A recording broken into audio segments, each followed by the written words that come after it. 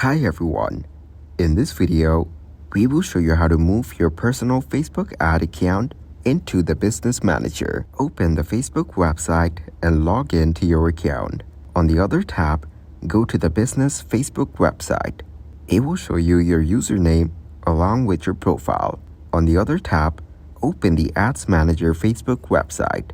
Here, you'll be able to see all your campaigns. Now copy the code in the numbers shown in the address bar. Then go to the Business Facebook website and click on Add Accounts under the Accounts option. Click on the Add option shown here and you will get 3 options. You have to select the Request to Access Add Account option.